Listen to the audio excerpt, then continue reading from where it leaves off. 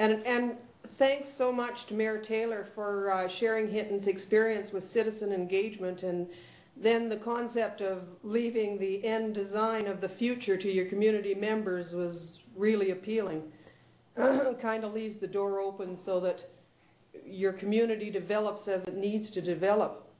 I know that the realities that you speak of in Hinton are certainly realities in Hannah in rural Alberta as well. And you've sure given us lots of ideas for directions to head and improve our broadband experience, hopefully for the citizens here. Thanks for the excellent advice. We really appreciate it. And now next up we have Marco Adria from Edmonton. And Andy, I believe you have an introduction for Marco. Many thanks, Ruth. Marco, if I may just take a moment before I introduce you to say many, many thanks, Glenn, for an excellent presentation. And I think you've shown that our model, that Albertans have a lot of opportunities to learn from existing rural practices, is a good one. So I really thank you for that. Glenn's slides are available on the website, and Glenn, with your permission, we would like to put the recording of that presentation up on our website sometime later this month. That would certainly be my pleasure. Thank you.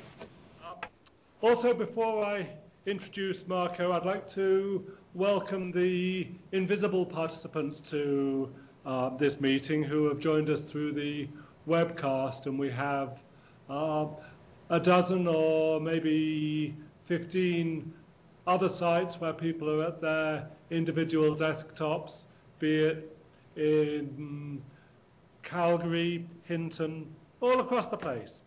So welcome to all of our website participants.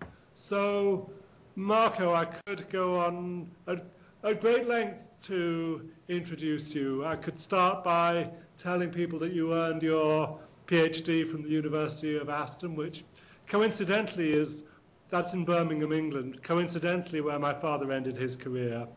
I could also, Marco, tell people here of my pleasure at meeting your parents at the inaugural Communities Without Boundaries conference in Olds, where they represented a group of activists engaged around elder care. So Marco comes by his activism honestly. And one area that I think will be of particular interest to a lot of the participants in this meeting is his passion regarding libraries. Marco served as the president of the Canadian Association of Library Trustees and as chair of the Edmonton Public Library Board.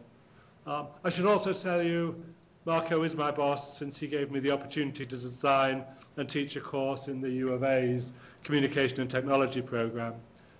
So rather than go on at length as I could, perhaps I should stick to my script, which says, Dr. Marco Adria will explore the opportunities and challenges for engaging citizens in community planning. He is the organizer of the citizen panel facilitated by the University of Alberta to help the City of Edmonton develop its long-term budget priorities. He has a long history of involvement in rural broadband and led the Alberta SuperNet Research Alliance's Libraries sub-project. As director of the University of Alberta's Communications and Technology program, he is spearheading the development of a centre of excellence in public involvement. So Marco, I am delighted that you have been able to take time out from that very, very busy life that you lead to share some thoughts with us. Thank you.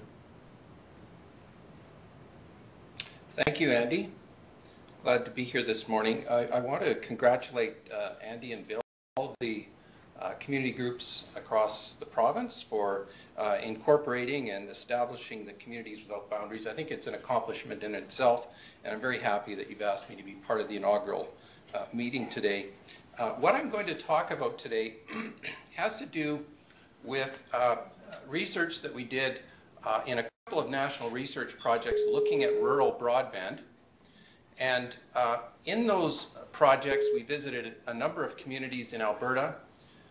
And what we encountered you heard a little bit about in Mayor Taylor's presentation, in which communities often are looking for the thread that will allow them to begin to plan their use of broadband in a creative, innovative way and